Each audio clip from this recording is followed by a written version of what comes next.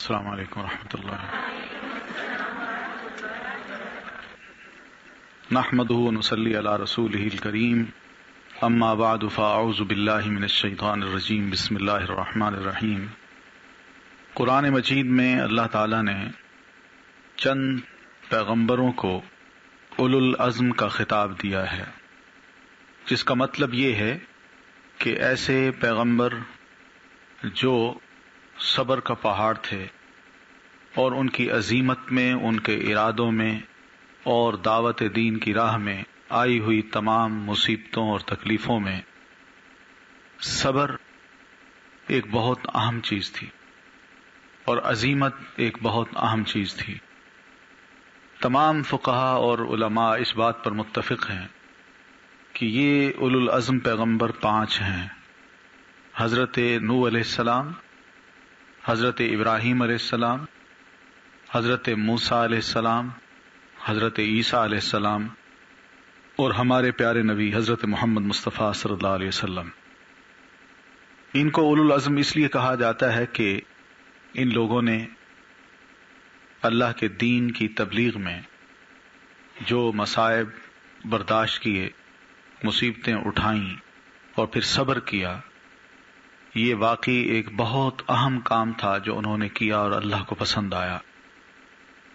حضرت نوح علیہ الصلوۃ والتسلیم کی ساری زندگی ہمارے سامنے ہے. قرآن مجید نے اس کا کچھ خاکہ یوں کھینچا ہے کہ تقریباً 950 سال وہ اپنی قوم کو، اپنی امت کو تسلسل کے ساتھ دین کی دعوت دیتے رہے. اور واقعی یہ تسلسل 950 سال کا اور اس میں پھر پیغمبر کا اس عمل کو مسلسل کرتے رہنا اور نہ اکتانا، اور اس راہ میں آنے والی جو بھی مصیبتیں ہیں، جو بھی تانے ہیں، وہ سب کچھ برداشت کرنا، یہ معمولی کام نہیں تھا، ایک بہت بڑا کام تھا. اس کے لیے ارادے کی پختگی یہ چاہیے تھی، اور پھر لوگوں کے وقتاً فوقتاً جو تانے تھے، ان کے الزامات تھے، ان کو برداشت کرنا تھا. حضرت نوح علیہ الصلوۃ والتسلیم یہ سب کچھ برداشت کرتے رہے. ابراہیم علیہ السلام کو دیکھیے کہ ان کی پوری زندگی امتحانات سے عبارت ہے، پوری زندگی. اور پھر ان امتحانات میں وہ کس طرح کامیاب ہوتے ہیں. قرآن مجید میں اللہ تعالیٰ نے یہ بتایا ہے کہ وَإِذِ ابْتَلَىٰ إِبْرَاهِيمَ رَبُّهُ بِكَلِمَاتٍ فَأَتَمَّهُنَّ. کہ اللہ کے رسول آپ اس بات کو بھی یاد کیجئے کہ ابراہیم علیہ السلام کو ان کے رب نے چند باتوں میں آزمایا تھا. فَأَتَمَّهُنَّ، تو ابراہیم علیہ السلام نے انہیں پورا کر کے دکھا دیا، یعنی کامیاب ہو گئے. ان کا بچپن، ان کی جوانی، ان کا بڑھاپا، یہ سب کا سب اللہ کی اطاعت کے جذبے سے سرشار، یعنی ایک ایسی زندگی تھی کہ اللہ بھی خوش ہوئے ہیں. اور حضرت ابراہیم علیہ السلام کو یہ بھی کہا کہ یہ میرے پسندیدہ بندے تھے. اب مثال کے طور پر سورہ مریم کو جب ہم پڑھتے ہیں تو اس میں ہمیں یہ پتہ چلتا ہے کہ عین جوانی میں انہوں نے اپنے والد محترم کو جب یہ بت تراشی کرتے دیکھا اور بت فروشی کرتے دیکھا تو انہیں بڑے پیار سے سمجھاتے ہیں. اور جو انداز ہے سمجھانے کا، اس انداز میں باپ کا ادب، اس کا احترام، اس کا مقام، سوال ہی پیدا نہیں ہوتا کہ ایک گراف نیچے آیا ہو. سورہ مریم میں اللہ تعالیٰ نے ان کے بارے میں یہ باتیں کہی ہیں کہ وہ والد سے بات کرتے ہوئے یہ کہتے ہیں، یا ابتی، اے ابا جان، اے میرے ابا جان. یہ یعنی ان جذبات سے ڈوبا ہوا لفظ ہے جو والد کی محبت اپنے دل کی گہرائیوں میں رکھتے ہوئے، نفرت نہیں، یعنی دل کی گہرائیوں میں اس محبت کو رکھتے ہوئے وہ ایک بیٹے کے طور پر اور باپ کی محبت کو اپنے دل میں رکھ کے اس قسم کا لفظ کہتے ہیں، یا ابتی.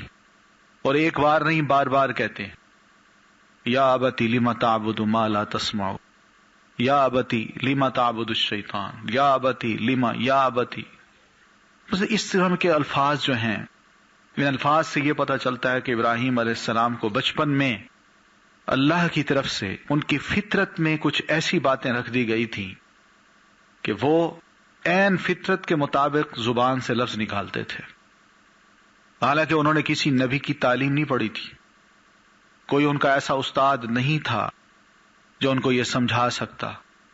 کہ والد اور بیٹے کا جب تعلق ہو تو اس میں بیٹا اپنے والد سے کس طرح گفتگو کرے، ان کے علم میں یہ باتیں نہیں تھیں، لیکن ابراہیم علیہ الصلاۃ والتسلیم فطرت کے مطابق گفتگو کرتے ہیں، اور والد کو نصیحت جو کی تو والد ہی سب سے پہلے آپ کی اس بات کے خلاف کھڑا ہوا اور اس نے یہ لفظ کہے کہ اراغب انت عن آلہتی یا ابراہیم، ابراہیم جو میں کام کرتا ہوں جن کو میں اپنا خدا مانتا ہوں تم مجھے ان سے ہٹانا چاہتے ہو؟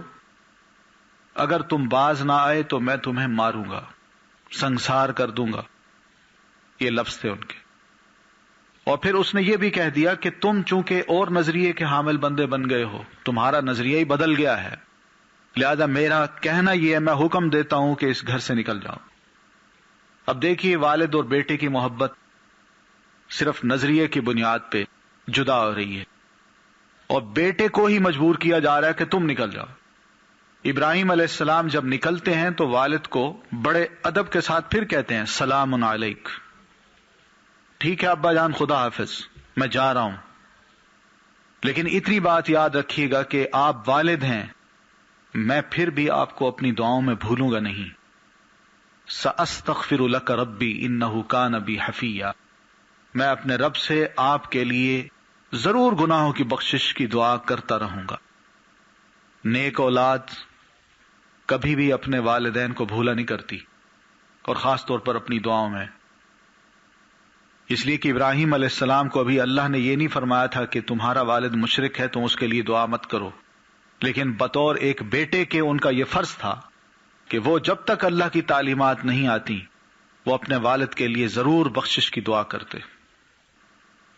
یہ ایک آزمائش تھی، یہاں سے حضرت ابراہیم علیہ السلام نکلے، شادی کی، حضرت سارہ علیہ السلام ان کی زوج محترمہ بنی۔ دونوں ایک ہی نظریے کے لوگ ہیں، میاں بیوی، اسلام کو ماننے والے، اللہ کے احکام کے آگے اپنے آپ کو سبمٹ کرنے والے، لیکن ان کا جینا بھی وہاں محال کر دیا گیا۔ علاقہ چھوڑ کے دوسرے علاقے میں جا رہے ہیں ٹریول کر کے، نیت یہی ہے کہ ہجرت، بیوی ساتھ ہے، کہ جس راستے سے گزر رہے ہیں اس علاقے کا جو حاکم ہے اس کا ایک ظالمانہ اصول اور قاعدہ یہ تھا کہ اس کی سرزمین سے کوئی بھی جوڑا اگر گزر رہا ہو میاں بیوی تو وہ میاں کو قتل کر دیتا اور اس کی بیوی کو اپنے حرم میں داخل کر لیتا تھا۔ ابراہیم علیہ السلام کے علم میں یہ بات تھی، تو ابراہیم علیہ السلام کو اس کے سپاہی آئے اور پکڑ کے لے گئے، صرف ابراہیم کو۔ ابراہیم علیہ السلام سے پوچھا اس نے کون ہے، تو اس موقع پہ ابراہیم علیہ السلام نے جو لفظ کہے، یہ وہ الفاظ ہیں جن کے بارے میں نبی علیہ الصلاۃ والتسلیم فرماتے ہیں کہ کل قیامت کو ابراہیم علیہ السلام بھی لوگوں کے اس مطالبے پر کہ آپ اللہ سے دعا کیجئے کہ وہ جلد از جلد ہمارا فیصلہ کرے، ہم میدان محشر میں کھڑے کھڑے تھک گئے ہیں، تو ابراہیم علیہ السلام فرمائیں گے کہ میں اللہ سے بات نہیں کر سکتا، اس لیے کہ مجھے اپنی زندگی میں کچھ یاد ایسے پڑتا ہے کہ میں نے جھوٹ بولا تھا۔ تو آج کہیں اللہ اس کے بارے میں مجھ سے پوچھ نہ لے کہ ابراہیم تم نے یہ جھوٹ کیوں بولا تھا، جبکہ ابراہیم علیہ السلام نے شرعاً اس کی جو توجیہ تھی وہ یہ بیان کی تھی دل میں، اور بعد میں اپنی بیوی کو بھی یہ بتایا، اسے یہ بتایا کہ یہ میری بہن ہے، کیونکہ بہن بھائی ہوتے تو ان کو معاف کر دیتا تھا۔ اس نے کہا جاؤ، اور پھر یہ کہا کہ اس کو لے آؤ، سارہ کو لے آؤ۔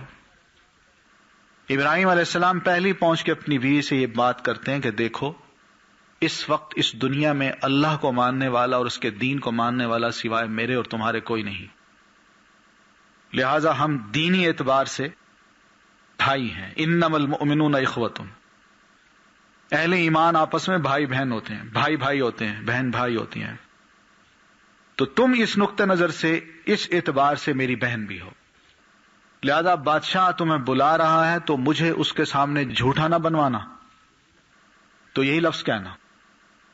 تو سارا گئیں۔ اب روایات میں جو باتیں ہیں اس میں یہ بھی ہے کہ وہ حضرت سارہ علیہ الصلاۃ والتسلیم کی شخصیت کو دیکھ کے اپنی کرسی پہ جو بیٹھا ہوا تھا وہ صبر نہیں کر سکا. وہ اٹھا ہے, آگے بڑھا ہے کہ میں حضرت سارہ علیہ السلام کو پکڑوں, لیکن اتنے میں کسی چیز نے اس کو اٹھا کے دیوار پہ پٹخا کے مارا. وہ گرا اور پھر زمین پہ ایسے پڑا تھا, منہ سے جھاگ نکل رہی ہے, ہوش اڑ گئے ہیں. پھر اٹھتا ہے, سمجھتا نہیں ہے کہ میرے ساتھ معاملہ کیا ہوا ہے. پھر اٹھتا ہے اور پھر حضرت سارہ علیہ السلام پر دست درازی کرنا چاہتا ہے. پھر کسی چیز نے اس کو اٹھا کے پٹخایا, اٹھا کے ایسے دیوار پہ مارا جیسے گیند ماری جاتی ہے. پھر لگ کے نیچے گرا. 2 دفعہ ایسا ہوا. جب تیسری دفعہ اس نے یہ جرت کی تو سمجھ گیا کہ یہ معاملہ کچھ اور ہے. سارہ سے معافی مانگتا ہے کہ مجھے معاف کر دو. انہوں نے معاف کیا. اور دوسری طرف حضرت ابراہیم علیہ السلام مصلی پہ کھڑے ہیں جہاں ان کا قیام ہے, دعا کر رہے ہیں اللہ میری عزت ہے اور زندگی کا معاملہ ہے, اس وقت تیرے ماننے والے اس دنیا میں صرف ہم 2 ہیں, ہمیں محفوظ رکھ. ادھر ابراہیم علیہ السلام دعا کر رہے تھے, ادھر حضرت سارہ علیہ السلام ہاجرہ کو لے کے جو اس نے گفٹ کے طور پر انہیں دی تھی کہ یہ خادمہ ہیں تمہاری خدمت کریں گی, ان کو لے کے واپس آتی ہیں اور دیکھتی ہیں ابراہیم مصلی پہ کھڑے ہیں. تو بات کی کہ اللہ نے تمہاری عزت محفوظ کر لی. تو ابراہیم علیہ السلام نے اللہ کا شکر ادا کیا. یہ بھی ایک آزمائش تھی جہاں سے ابراہیم علیہ السلام پورے ہوئے. پھر اس کے بعد میاں بیوی حضرت سارہ اور ابراہیم علیہ السلام آپس میں رہ رہے ہیں. باپ کی یہ خواہش ہے کہ میری اولاد ہو. دعا کرتے ہیں ربی حبلی من الصالحین, اللہ مجھے صالح بیٹا عطا کر. وہ یہ دعا کرتے ہیں. اور ادھر ماں یعنی حضرت سارہ علیہ السلام کی بھی ایک ممتا کی خواہش ہے کہ میری گود بھی ہری ہو, لیکن اولاد نہیں ہوئی. سارہ خود حضرت ہاجرہ علیہ السلام کو حضرت ابراہیم علیہ السلام کو دیتی ہیں کہ آپ ان سے نکاح کر لیجئے. ان سے نکاح کیا. اللہ نے ان کے ہوتے ہوئے, حضرت سارہ کے ہوتے ہوئے سب سے پہلے بیٹا بھی ہاجرہ کو عطا کر دیا. وہ بیٹا ہوا, یہ ماں تھی ہاجرہ علیہ السلام, اور دوسری بیوی حضرت سارہ علیہ السلام جو ایک عورت تھی, ان کے دل میں ممتا جاگی کہ بیٹا میرا نہیں ہوا, ان کا ہو گیا ہے. آہستہ آہستہ یہ چیز دل کے اندر سخت ہوتی گئی, اور ایک انسان ہونے کی حیثیت سے انہوں نے اپنے شوہر سے یہ کہہ دیا کہ اپنی اس بیوی کو میرے پاس مت رکھو, اس کو لے جاؤ یہاں سے. اللہ کے حکم سے حضرت ہاجرہ علیہ السلام کو بیٹے سمیت ابراہیم علیہ السلام وہاں سے لے کے عراق کے علاقے سے لے کے مکہ آتے ہیں. اور مکہ میں یہی جہاں چاہے زمزم ہے, زمزم کا کنواں ہے, اس کے قریب ان کو چھوڑ کے واپس جانا چاہتے ہیں. ہاجرہ آگے بڑھی. محسوس کیا انہوں نے کہ سامان بھی رکھوا دیا ہے, بیٹے کو بھی لٹا دیا ہے, مجھے بھی چھوڑ دیا ہے, اب اونٹ کی مہار پکڑ کے واپس مڑ رہے ہیں, کیوں؟ وہ آگے بڑھی. پوچھا ابراہیم کہاں چھوڑ کے جا رہے ہو, کس کے پاس چھوڑ کے جا رہے ہو؟ اور ادھر ابراہیم علیہ السلام کو اللہ کی طرف سے حکم تھا کہ گفتگو نہیں کرنی, بات نہیں کرنی. سمجھ گئیں کہ کوئی معاملہ ایسا ہے جو اللہ کی طرف سے حکم کی بنیاد پہ یہ سب کچھ کر رہے ہیں. کوئی جواب نہیں ملتا تو یہی پوچھتی ہیں ہاجرہ کہ یہ اللہ کا حکم ہے. حضرت ابراہیم علیہ السلام اس موقع پہ صرف سر ہلاتے ہیں. انہوں نے یہ لفظ کہے, یوں سر ہلایا, اور ادھر ہاجرہ کے الفاظ سنیے. ان کا بھی ایمان تھا اللہ تعالی کی ذات پہ. سنتے ہی یہ کہتی ہیں اگر ایسی بات ہے تو میرا اللہ مجھے ضائع نہیں کرے گا. ٹھیک ہے آپ جائیے. ابراہیم علیہ السلام چلتے ہیں اور اس موڑ پہ آ کے پہاڑ کی اس اوٹ پہ جہاں سے ان کی بچہ اور بیوی جدا ہو رہے ہیں، اب نظر نہیں آئیں گے، وہاں کھڑے ہو کے یہ دعا کرتے ہیں جس کو اللہ نے قرآن میں کوٹ کیا ہے، ربنا انی اسکنت من ذریتی بواد غیر ذی زرع، اللہ میں نے اپنی اولاد کو ایک ایسی وادی میں چھوڑ دیا ہے جہاں ایک پتا بھی گھاس کا نہیں اگتا، اور وہ وادی ایسی ہے عند بیتک المحرم، تیرا جو پاک گھر ہے اس کے پاس، اور اللہ میں نے کس لیے چھوڑی ہے، لیقیموا الصلاۃ، تاکہ نماز قائم کریں۔ ابراہیم علیہ السلام کو دیکھیے کہ جوانی ہے تو اپنے والد کی اصلاح، اس عمر میں اللہ نے اولاد دی، ابھی بچہ ہے، چند دن کا ہے، اور دل میں یہ خواہش ہے کہ لیقیموا الصلاۃ، کہ وہ نماز قائم کریں۔ ان کو چھوڑ کے واپس آتے ہیں، سوچئے کس دل کے ساتھ وہ واپس آئے ہوں گے، کتنی بڑی قربانی تھی جو اللہ کے حکم سے حضرت ابراہیم علیہ السلام دے رہے ہیں۔ واپس آئے حضرت سارہ کے پاس، ادھر اللہ نے سارہ کو بیٹا دے دیا، دونوں کو بیٹے مل گئے، کافی عرصہ اپنی بیوی سارہ کے پاس رہتے ہیں، پھر خیال آتا ہے بڑے عرصہ کے بعد کم از کم میں اپنے بیٹے اسماعیل کا پتہ تو کروں، وہاں گئے، بچہ جوان ہو چکا ہے، بھاگتا پھرتا ہے، بیٹے سے مانوس ہوتے ہیں، باتیں کرتے ہیں، کچھ دن وہاں رہتے ہیں، انہی دنوں میں اللہ ایک خواب دکھا دیتا ہے، اور خواب یہ دیکھا کہ میں اپنے بیٹے کو اپنے ہاتھ سے ذبح کر رہا ہوں۔ صبح ہوتے ہی اپنے بچے کو لیا اور یہیں چلتے چلتے پہاڑوں کے درمیان سے راستے میں ان کو خواب سنا رہے ہیں کہ بیٹا رات میں نے یہ خواب دیکھا ہے کہ انی اذبحک فانظر ماذا تری، کہ میں اپنے ہاتھ سے تمہیں ذبح کر رہا ہوں، مجھے یہ بتاؤ تمہاری کیا رائے ہے، تم کیا سمجھتے ہو؟ انہوں نے یہ سوال کیا۔ اب دیکھیے یہاں بھی قابل غور بات یہ ہے، ابراہیم علیہ السلام وہاں ہیں، بچے کو شعور کی آنکھ جب سے اس نے کھولی ہے پہلی دفعہ مل رہے ہیں، اس کی تربیت باپ نے نہیں کی، لیکن بیٹے کا جواب جو ہے یہ بتاتا ہے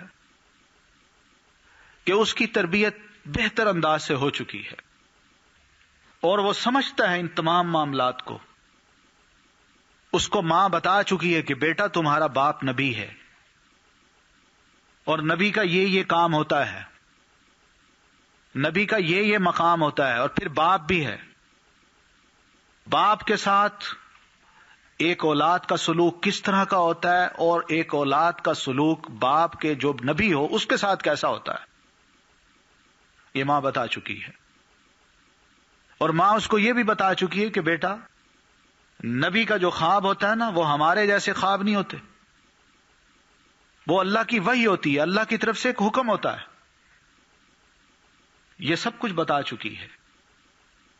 والد نے جب یہ بات کی فانظر ماذا تری، بیٹا یہ خواب دیکھا ہے، کیا تمہاری رائے ہے؟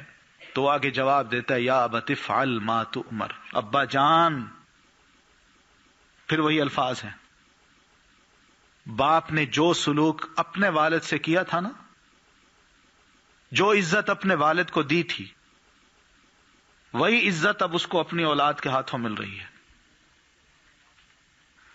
جو الفاظ والد نے اپنے والد کو بڑے پیار اور محبت سے کہے تھے اور بڑی مشکل صورتحال میں، وہی الفاظ انتہائی مشکل صورتحال میں چھوٹا بیٹا باپ کو کہہ رہا ہے، کہتے یا ابت افعل ما تؤمر، ابا جان جو حکم آپ کو دیا گیا آپ اس کو کر ڈالیے۔ اب یہ جو حکم دیا گیا آپ کر ڈالیے، یہ کیا چیز ہے؟ بیٹے نے اپنے والد سے یہ نہیں کہا ابا جان اتنے عرصے کے بعد ملاقات ہو رہی ہے، میری تو بڑی حسرتیں تھیں کہ میں آپ کے ساتھ بیٹھتا، باتیں کرتا، آپ مجھے کچھ سکھاتے، پڑھاتے. اور پھر ابا جان دوسری بات یہ کہ میں آپ کا اکلوتا بیٹا ہوں، اللہ نے اتنے عرصے کے بعد آپ کو دیا اور آپ مجھے یہاں چھوڑ گئے، اللہ کے حوالے ہی کر گئے.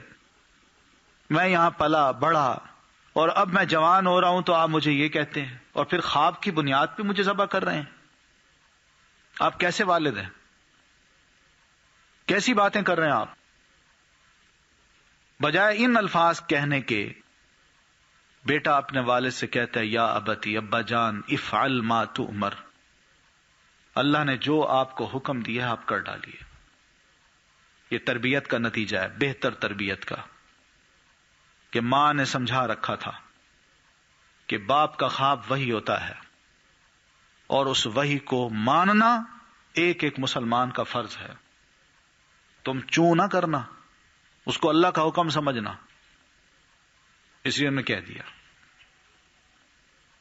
پھر ساتھ یہ بھی کہا کہ ابا جان اگر کہیں یہ سمجھیں کہ شاید آپ کے ذبح کرتے وقت میں بے صبرے پن کا مظاہرہ کروں گا تو ستجدنی انشاء اللہ من الصابرین، آپ کیجئے، گردن حاضر ہے، آپ مجھے انشاءاللہ صبر کرنے والوں میں سے پائیں گے. میں کوئی واویلا نہیں کروں گا، کوئی شور نہیں مچاؤں گا، ایک آنسو تک نہیں بہاؤں گا.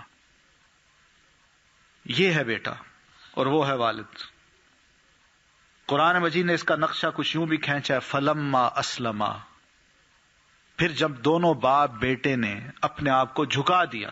اسلما، باپ کا جھکانا یہ ہے کہ میں نے خواب دیکھا ہے، اللہ کی طرف سے حکم آیا ہے، کیا میں اپنے بیٹے کو ذبح کرتا ہوں کہ نہیں؟ باپ تیار ہے کہ ٹھیک ہے اللہ تو نے بڑھاپے میں اولاد دی، ایک ہے، تو اگر یہ مانگتا ہے تو میں دینے کو تیار ہوں. اور بیٹے نے سبمیشن یہ دکھائی کہ والد نبی ہے، ان کو اللہ نے خواب میں حکم دیا ہے، میں اس کو مانتا ہوں، میں نہ نہیں کرتا، میں بھی حاضر ہوں.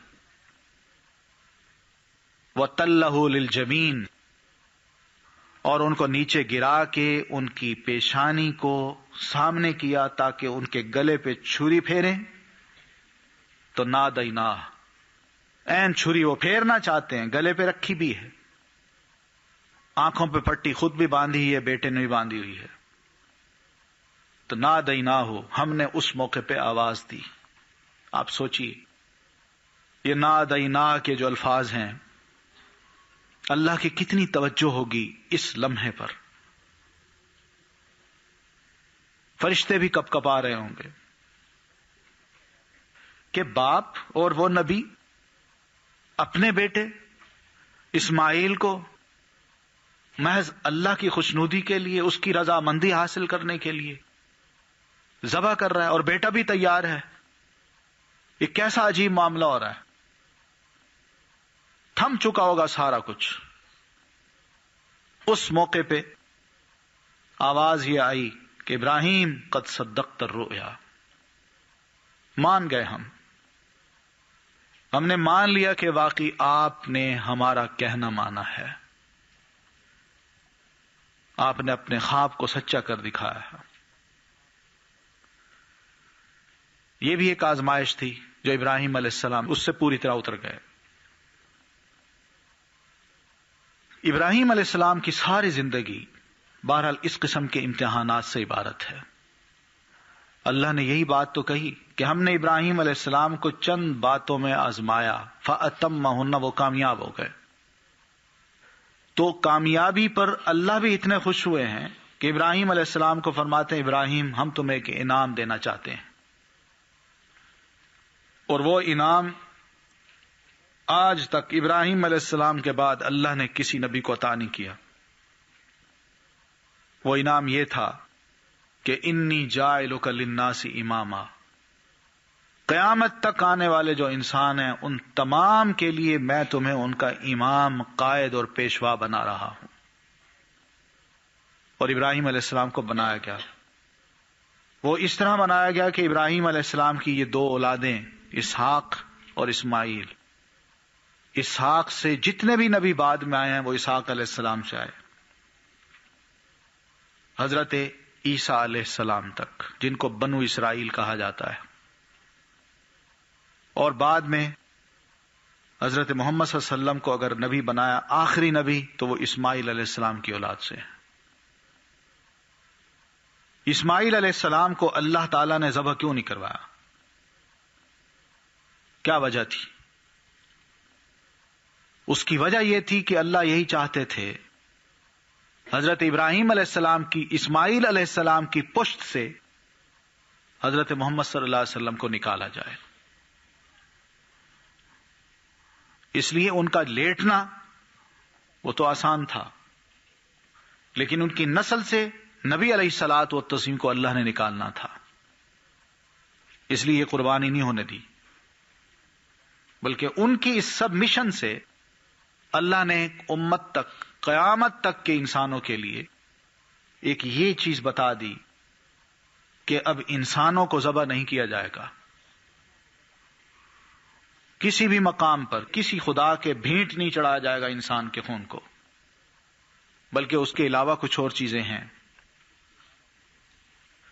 اس لیے ہمیں بھی اللہ کے رسول صلی اللہ علیہ وسلم نے یہ بات سمجھائی کہ ہم ابراہیم علیہ الصلوۃ والتسلیم کی ملت، آپ کے طریقے، آپ کے اسوہ حسنہ کو فالو کریں۔ آپ کو بھی کہا گیا فاتبع ملت ابراہیم حنیفا، کہ ابراہیم علیہ السلام کے جو طریقہ کار ہیں، جو طریقہ زندگی تھا، آپ اس کو فالو کیجیے۔ تو اللہ کے رسول صلی اللہ علیہ وسلم نے حضرت ابراہیم علیہ السلام کے سارا طریقہ زندگی کو فالو کیا ہے۔ بہت سے کام ہیں جو ہم دیکھتے ہیں کہ قرآن نے نبی علیہ السلام کو کہا ہے کہ آپ اس معاملے میں بھی ابراہیم علیہ السلام کا اسوہ حسنہ دیکھیے، اس معاملے میں بھی ابراہیم علیہ السلام کے طریقہ کار کو فالو کیجیے، اور اللہ کے رسول صلی اللہ علیہ وسلم کرتے تھے۔ پھر نبی علیہ الصلوۃ والتسلیم نے جو یہ بتائی ہیں باتیں کہ ابراہیم علیہ السلام اپنے بیٹے کی اس قربانی کو دیتے ہیں، اللہ ان کی جگہ ایک مینڈھا دے دیتا ہے، یہ ایک سنت ابراہیمی ہے۔ تو سنت ابراہیمی کو ہم زندہ کرتے ہیں، ہم اسی کو لے کے چلتے ہیں۔ اور پھر آپ نے ساتھ یہ بھی فرمایا کہ جو بندہ بھی قربانی کا جانور جو صحیح سالم ہو، طاقتور ہو، موٹا ہو، اس کو اللہ کی راہ میں جب ذبح کرتا ہے تو گویا وہ سنت ابراہیمی کو زندہ کر رہا ہوتا ہے۔ وہ سنت ابراہیمی یہی ہے کہ ابراہیم علیہ السلام نے محض اللہ کی رضا کے لیے اس کے حکم کے مطابق اپنی اولاد تک کو بھی قربان کرنا چاہا اور اس پہ راضی تھے۔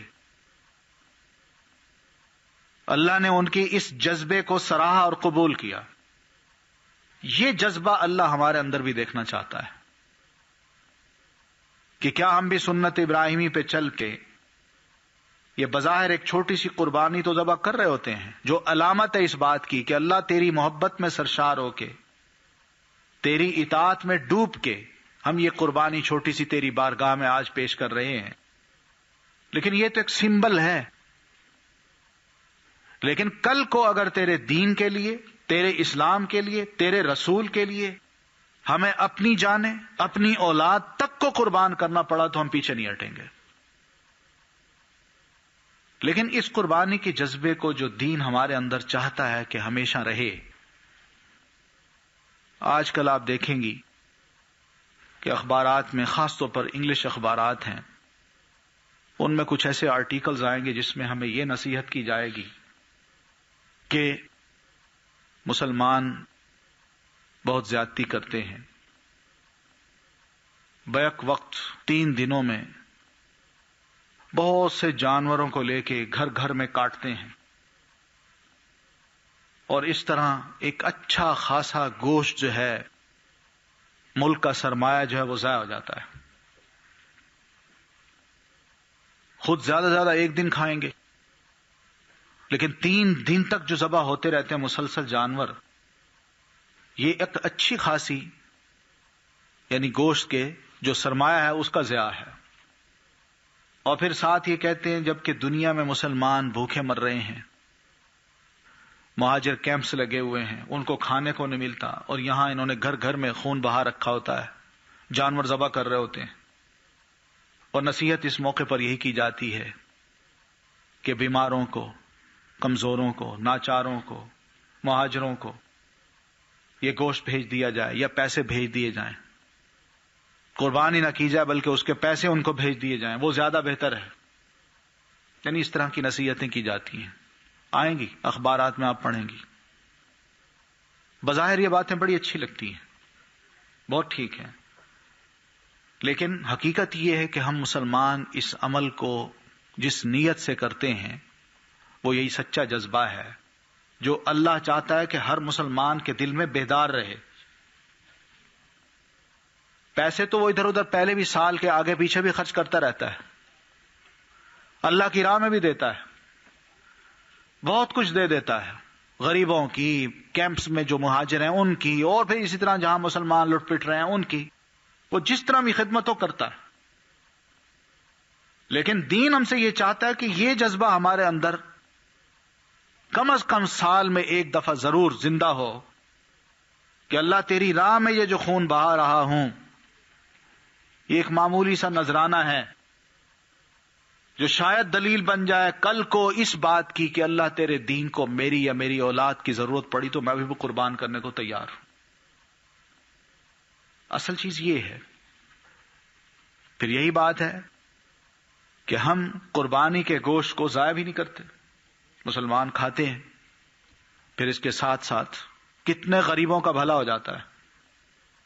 بہت سے غریب ایسے لوگ ہیں جو پورا سال گوشت بھی نہیں دیکھ سکتے، ان کے گھر میں پکتا نہیں ہے، ان کو موقع مل جاتا ہے اس طرح گوشت کو سٹور کرنے کا، خود کھانے کا، اپنے بچوں کو، بال بچوں کو، عزیزوں کو کھلانے کا۔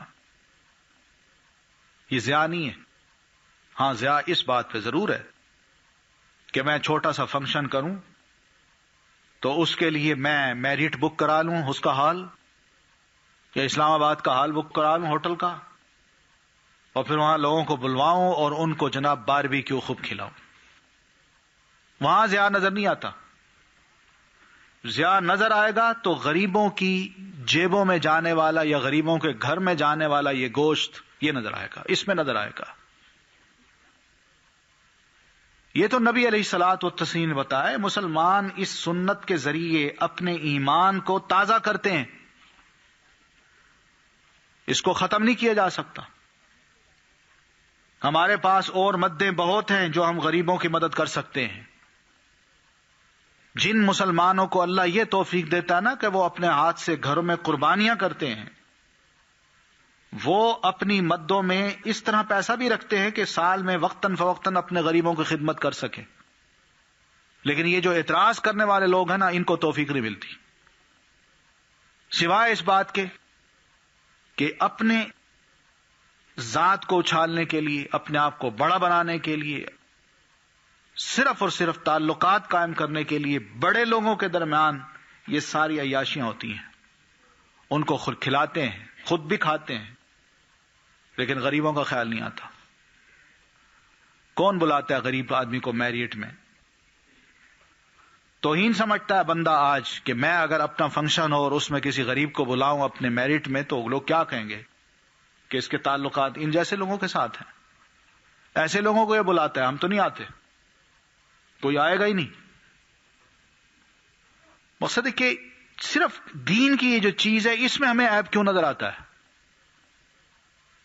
آپ یقین مانیں کہ یہیں اسلام آباد میں ہی اور ہمارے اس مضافات میں یہ جو چھوٹے سیکٹرز ہیں، F7 کا ہے، F8 کا ہے، دوسرے ہیں G7 کے ہیں، G8 کے ہیں، G9، اس میں آپ چلے جائیں، صرف اپنی قریبی آبادی ہے، چھوٹا سا فلیٹ، جب والد کلرک تھا اس کو گورنمنٹ نے دیا تھا، وہیں اس نے شادی کی، وہیں اس کے بچے ہوئے، وہ جوان ہو گئے، وہیں رہتے ہیں، 2 کمروں کا فلیٹ ہے، سب اس میں رہتے ہیں، اور کھانے پینے کو کچھ نہیں ملتا، عیالدار لوگ ہیں۔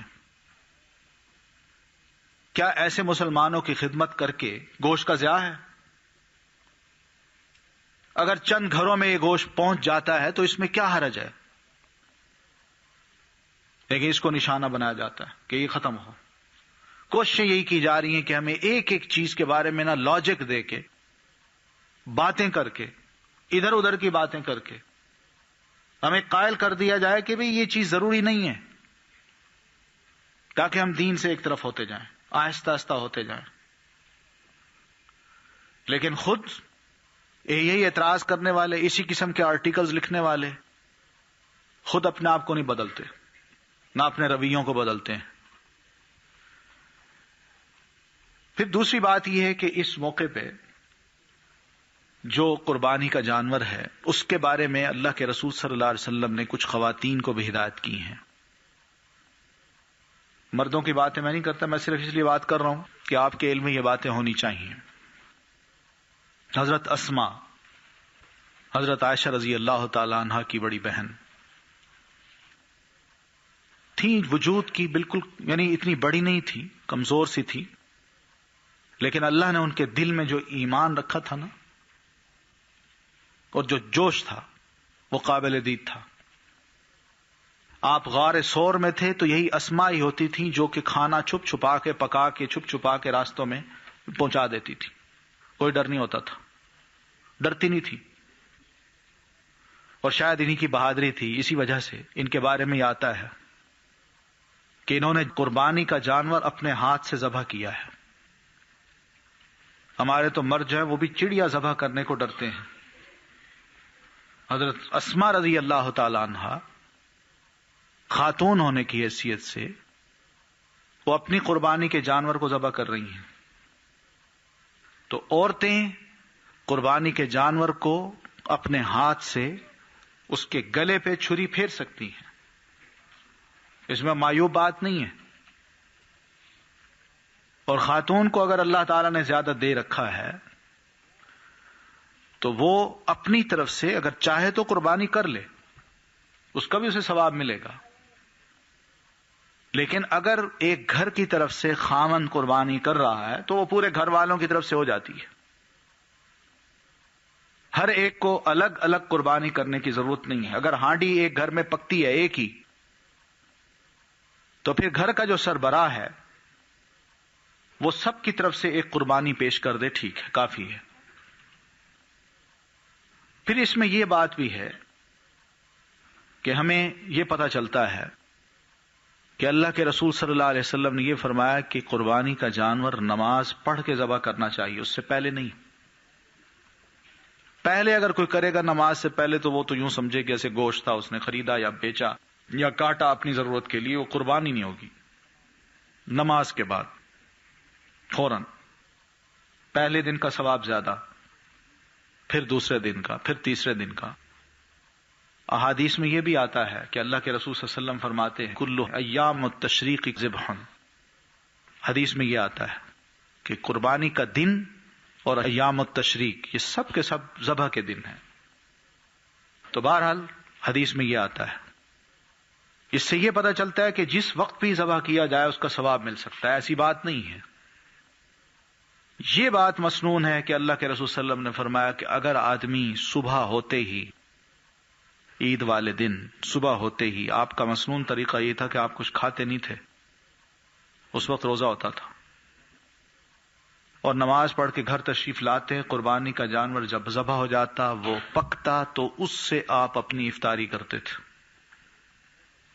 مسنون طریقہ یہی ہے کہ گھر میں جو قربانی کی جانی ہے وہ عید کی نماز کے فوراً بعد اس کو ذبح کیا جائے اور اسی کو پکا کے اسی سے افطاری کی جائے۔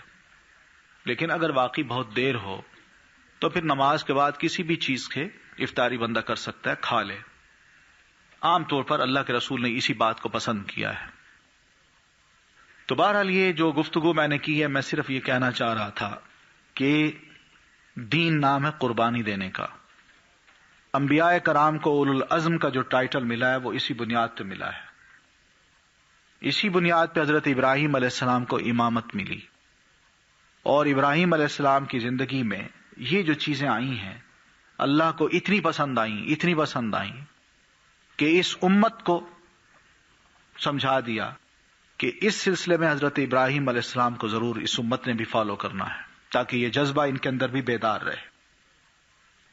یہ بات بہرحال ہم سمجھتے ہیں کہ اس قسم کے جذبات کو اگر سلا دیا جائے جو دین آہستہ آہستہ ہمارے اندر پیدا کرنا چاہتا ہے، ان کو آہستہ آہستہ سلا دیا جائے تو آدمی کا ایمان بھی سو جاتا ہے، جاگتا نہیں ہے۔ پھر اس کے لیے اس کے نزدیک یا اس کی نظر میں فرائض ہوں، دین کے سنتیں ہوں، حلال اور حرام کا مسئلہ ہو، جائز اور ناجائز کا مسئلہ ہو، یہ سب برابر ہو جاتا ہے۔ یہی جذبے ہیں جو اللہ نے ہم مسلمانوں کو عطا کیے، شاید انہی کے ذریعے یہ چیزیں ہمارے اندر بیداری پیدا کر دیں اور ہم کچھ کام ایسے دنیا میں کر جائیں جس کو کل اللہ تعالیٰ قبول کر کے ہمیں معاف کر دے۔ تو بہرحال عید کی مناسبت سے قربانی کی جہاں تک بات ہے، اس کا صرف فلسفہ یہی ہے کہ اللہ اس قسم کی قربانی ہم سے کروا کے ہمارے اندر سے یہ جذبے نکلوانا چاہتا ہے کہ ہم اللہ کی راہ میں کتنی قربانی دینے کے روادار ہیں، کتنا جذبہ ہے ہمارے پاس، دین کو جب ضرورت پڑتی ہے ہم اس موقع پر کتنا آگے بڑھتے ہیں اور کتنا پیچھے ہٹتے ہیں۔ یہ ایک ٹیسٹ بھی ہوتا ہے مسلمان کی زندگی کا۔ تو یہ ہمارا آگے بڑھنا، یہ بھی اگر سچے جذبے سے ہو، چاہے معمولی سا کیوں نہ ہو، یہ بھی قربانی سے کم نہیں ہے۔ ہر بندے کو اللہ تعالیٰ اس کے وزن کے برابر امتحان میں ڈالتا ہے۔ میرا جتنا ظرف ہے اتنا ہی اللہ نے مجھے امتحان میں ڈالنا ہے، میں جتنا برداشت کر سکتا ہوں اتنا ہی اللہ دیکھتا ہے، جتنا میرا ایمان ہے اتنا ہی اللہ تعالیٰ مجھے امتحان میں ڈالتا ہے۔ تو اس لیے یہ امتحانات زندگی میں جب آتے ہیں تو وہ قربانی بھی ہم سے مانگتے ہیں۔ یہی قربانی دینا، یہی ہے شعار ابراہیمی، ملت ابراہیمی کا ایک اہم حصہ جس کا ہم ایک جزو ہیں، اور پھر ہمیں اس قسم کے کام کر کے اللہ کی رضا ہی حاصل کرنا ہوتی ہے اور کسی کی نہیں۔ تو بہرحال یہ چند باتیں تھیں جو میں نے مناسب سمجھا کہ آپ کو عید سے پہلے کر دی جائیں۔ جزاکم اللہ۔ یہ سوال آیا کہ میں نے سنا تھا کہ قربانی عید کی نماز پڑھنے کے بعد کرنا ضروری ہے۔ یہ پوچھنا ہے کہ اگر کوئی شخص امریکہ میں اور اس کی طرف سے قربانی پاکستان میں دی جانی ہو تو یہاں تو عید پہلے ہو جاتی ہے، اگر اس کی نماز پڑھنے سے پہلے یہاں قربانی ہو جائے تو کیا وہ ٹھیک ہے؟ اگر نہیں تو پھر کیا کرنا چاہیے؟ پہلی بات تو یہ کہ ان کو یہ چاہیے کہ وہیں امریکہ میں ہی قربانی کریں۔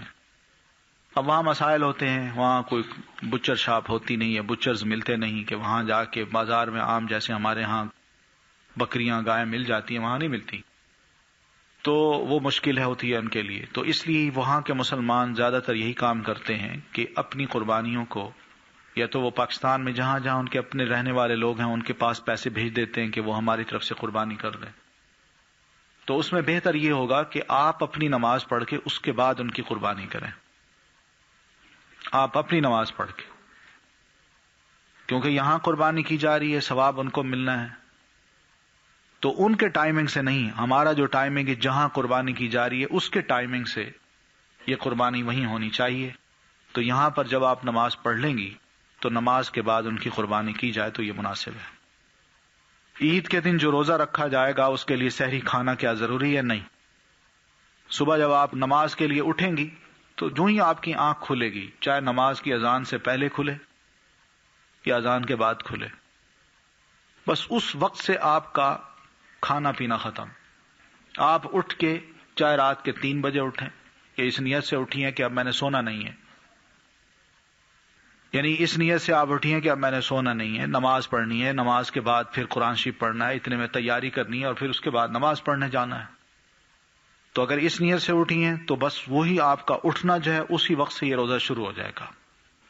ورنہ حدیث میں تو یہ بھی آتا ہے کہ صحابیات جو ہیں اس دن اپنے دودھ پیتے بچوں کو بھی دودھ نہیں پلاتی تھی، نماز پڑھ کے ان کو دودھ پلاتی تھی۔ عید الاضحیٰ کے دن رکھا جانے والا روزہ جو قربانی کے گوشت سے افطار کیا جاتا ہے سنت سے ثابت ہے یا نہیں؟ کیونکہ ہمارے علاقے کے مولوی صاحب منع کرتے ہیں اور بدعت کہتے ہیں. یعنی کیا مطلب؟ یعنی گوشت سے افطار کرنے سے منع کرتے ہیں یا گوشت کے افطار سے ہی سنت کہتے ہیں؟ روزہ رکھنا منع کہتے ہیں. روزہ پورے دن کا تو نہیں ہے، صرف اس وقت سے لے کر عید کی نماز پڑھنے تک کا ہے. تو نماز کے بعد افطاری جو ہے وہ مسنون یہی ہے کہ جیسے میں نے عرض کیا ہے کہ اللہ کے رسول صلی اللہ علیہ وسلم فرماتے ہیں قربانی کا جو جانور آپ نے ذبح کرنا ہے اسی کا گوشت پکا کے کھائیں، اس سے کھولیں. بس اتنی بات. سارے دن کا روزہ نہیں ہوتا یہ. واللہ عالم کیسے منع کرتے ہیں تو حدیث میں آتا ہے. اگر وہ منع کرتے ہیں تو ان سے پوچھنا چاہیے کہ بھئی آپ کے پاس کیا دلیل ہے. قربانی کا جانور ذبح کرنے والا قصاب اگر رشتہ دار ہو، پیسے نہ لے بلکہ کھا لے جائے تو کیا اس کو پیسے دینے چاہیے؟ کیونکہ غریب ہونے کی وجہ سے کھال تو لے جاتے ہیں مگر پیسے نہیں لیتے. نہیں، آپ اس کو پیسے دیں، کھال نہ دیں. اس لیے کہ جانور جو ہے نا وہ سارا یعنی ذبح کے بعد اب اس کی ایک ایک چیز اس قابل ہے کہ وہ غریبوں کو دی جائے یا آپ اپنے پاس رکھیں. بس. اچھا، یہ جو مسئلہ ہے نا کہ جانور جب ذبح کیا جائے تو اس کے گوشت کے 3 حصے کر لیے جائیں، یہ مسئلہ ایسا نہیں ہے کہ 3 حصے کیے جائیں، ضروری نہیں ہے. کیونکہ اس میں ہوتا پھر یوں ہی ہے کہ جب 3 حصے ہوتے ہیں نا تو پھر کیا ہوتا ہے کہ اچھی اچھی بوٹیاں گھر کے لیے رکھ لی جاتی ہیں، اس میں کلیجی بھی نکال لی جاتی ہے، اور جو باقی جو چھیچڑے وغیرہ ہوتے ہیں وہ کہتے ہیں دے دو اس کو. ایسا نہیں. کسی کو دینا ہے تو اچھی چیز دیجیے. بے شک آپ بھی اچھی کھائیں لیکن دوسرے کو بھی اچھی دیجیے. لیکن یہ ضروری نہیں ہے کہ اس کے 3 حصے آپ کریں کہ ایک حصہ آپ کا اور ایک رشتہ داروں کا اور ایک غریبوں کا. یہ مسئلہ نہیں ہے. آپ چاہیں تو سارے کا سارا غریبوں کو دے دیں، اور چاہیں تو آپ ضرورت مند ہیں تو بے شک آپ اپنے پاس رکھ لیں. یہ بھی مسئلہ ہے. اگر ضرورت مند ہیں تو آپ اپنے پاس بھی سٹور کر کے رکھ لیں، کوئی حرج نہیں. اصل چیز تو وہ قربانی جو آپ نے کر ڈالی، جس نیت سے آپ نے کی وہ آپ کی قبول ہو گئی. اسی لیے تو قرآن مجید میں اللہ نے فرمایا نا لن ینال اللہ لحومها ولا دماؤها ولکن ینالہ التقوی منکم. اللہ کو تمہارے گوشت جانور نہیں پہنچتے، ان کا گوشت نہیں پہنچتا، ان کا خون نہیں پہنچتا، بلکہ وہ تقوی جو دل کے اندر ہے وہ پہنچتا ہے. تو اس لیے یہ جو مسئلہ ہے اس کو ذرا یوں دیکھیے گا. تو کوشش یہ کیجیے کہ قصاب کو آپ پیسے دیں، اس سے طے کر لیں، اسے کہیں کہ ہم تمہیں پیسے دیں گے، اس جانور کی ایک بوٹی تک نہیں دیں گے. بس. اس میں حکمت کیا ہے کہ قصائی کیوں گوشت نہ لے؟ لوگ وجہ پوچھتے ہیں. اس لیے کہ وہ تو قصائی ہے، اس سے ہم نے طے کر لیا کہ بھئی ہم نے تمہیں اس جانور کا کتنے پیسے لوگے. اس نے کہا میں 200 روپے لوں گا. ٹھیک ہے، ذبح کرو اور چلے جاؤ، یہ پیسے لو. آپ کھال کو کسی غریب کو دے دیجئے، گوشت بھی غریبوں کو دیجئے. اس کا جو حق تھا وہ تو اپنی محنت کر لے گیا، وہ تو کر سکتا ہے، وہ بنا سکتا ہے، لیکن غریب کے پاس اس دن کچھ نہیں ہوتا. تو اس لیے غریب کو آپ گوشت دیجئے. یہ غریب نہیں ہے، یہ دن میں 5-6 جانور ذبح کرے گا اور سب کے گوشت جمع کر لے گا اور خود کہے گا میں تو قربانی کرنے کے قابل ہی نہیں ہوں. تو یہ تو بڑی غلط بات ہے. ہم اس کو حوصلہ دیں کہ بھئی تم قربانی بے شک نہ کرو، ہم سے تھوڑا تھوڑا گوشت لے کے شام کو اچھا خاصا سٹور کر لو. اور پھر وہ ماشاءاللہ بڑے سمجھدار ہوتے ہیں، ان کو پتہ ہے کہ اس جانور کی کون سا حصہ گوشت کا بہتر ہوتا ہے، وہی لے جاتے ہیں، وہی چن لیتے ہیں. اس لیے یہ مناسب طریقہ نہیں ہے. کیا بیوی کے لیے بھی قربانی کرنا جائز ہے جبکہ وہ خود سے کچھ نہ کماتی ہو؟ کیا خاوند جو قربانی کرے گا اس میں بیوی کو بھی کوئی اجر و حساب ملے گا یا نہیں؟ بالکل ملے گا. بیوی کے لیے قربانی کرنا جائز نہیں ہے. مقصد یہ ہے کہ جو خاوند کرے گا اس کا ثواب سب کو ملے گا، جو بھی اس کے سبارڈینیٹ ہیں، بیوی ہے، بچے ہیں، سب کو انشاءاللہ ثواب ملے گا. آپ نے جب یہ فرمایا نا کہ ایک قربانی گھر کے سربراہ کی طرف سے پورے گھر والوں کے لیے کافی ہو جاتی ہے، تو اس کا مطلب یہی ہے یعنی پورے گھر والوں کو ثواب ملتا ہے. اس لیے کہ یہ دونوں بہرحال گھر کو چلا رہے ہیں.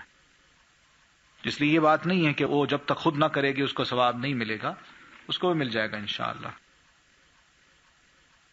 سنا ہے قربانی 3 دن ہوتی ہے، تو قربانی 10 ذی الحج اور ایام التشریق بھی تو 4 دن ہوتے ہیں.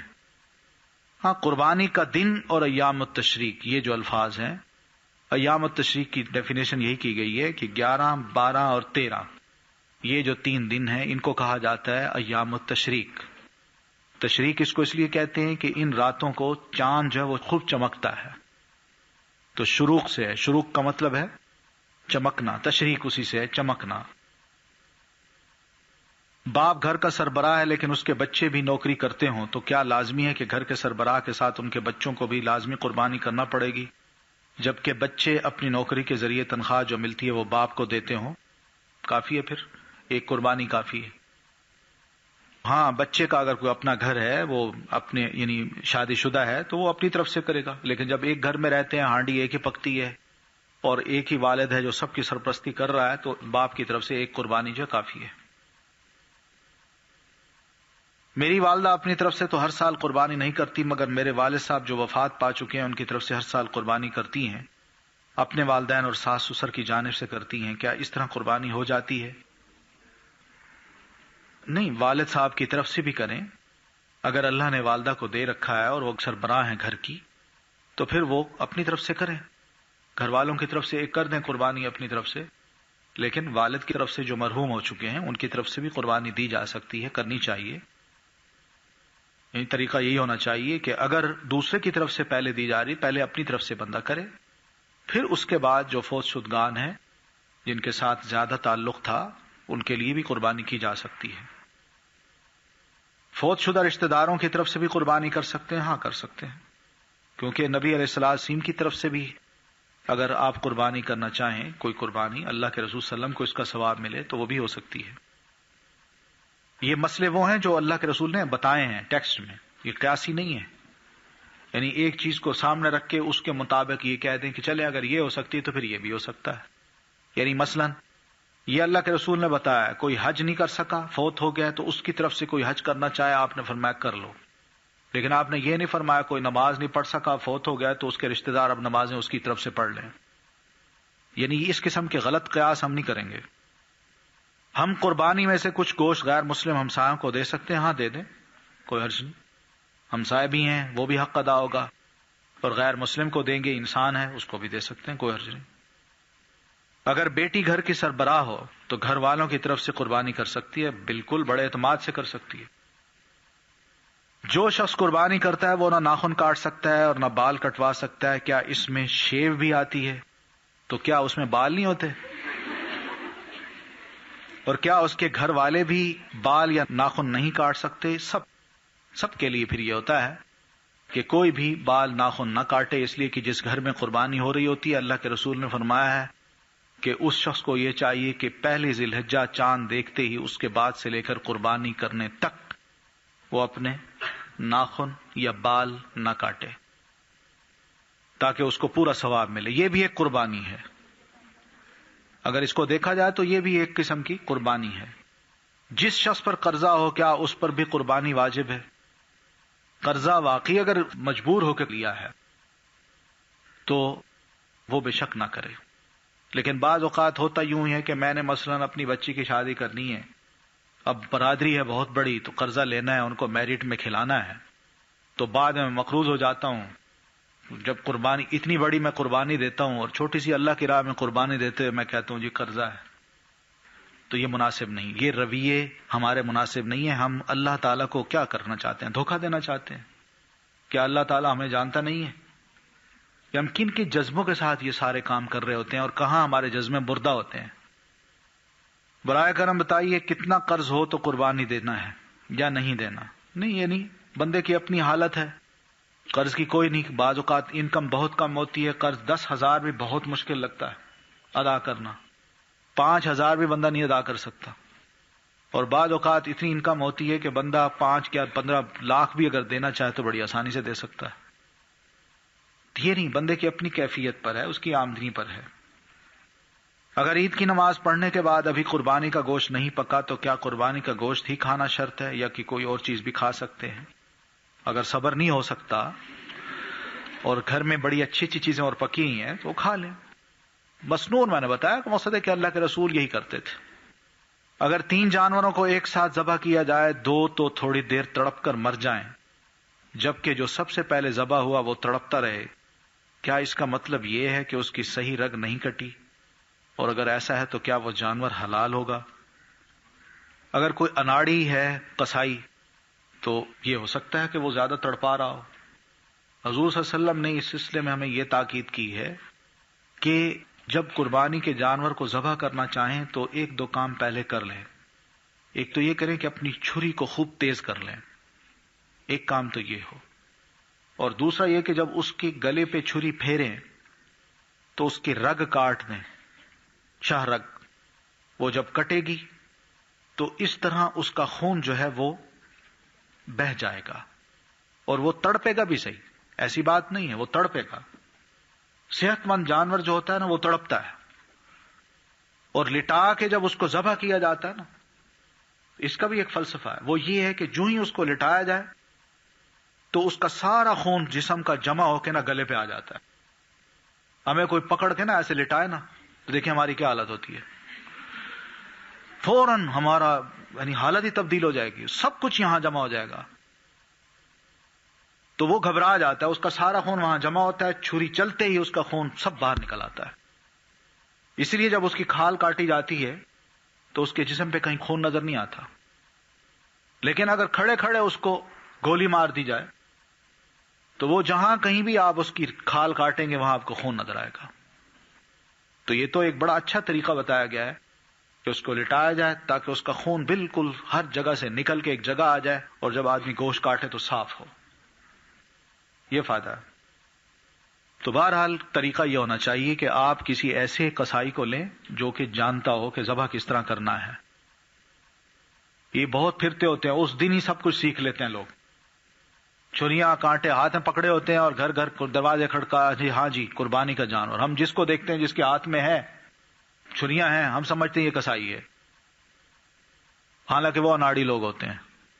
انہیں پتہ ہے کہ لوگوں کو ضرورت ہے کون کس حد پہ بیٹھے گا، اس لیے وہ منہ مانگے پیسے بھی لیتے ہیں، گوشت بھی ضائع کر جاتے ہیں.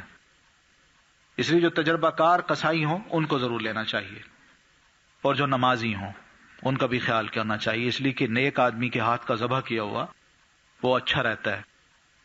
ان کو پتہ ہے کہ مسنون طریقہ کیا ہے، ہم نے اس کو کیسے ذبح کرنا ہے. وہ ذبح کرتے وقت یہ نہیں کہ یہ اللہ اکبر کی بجائے انا للہ و انا الیہ راجعون نہیں پڑھتا.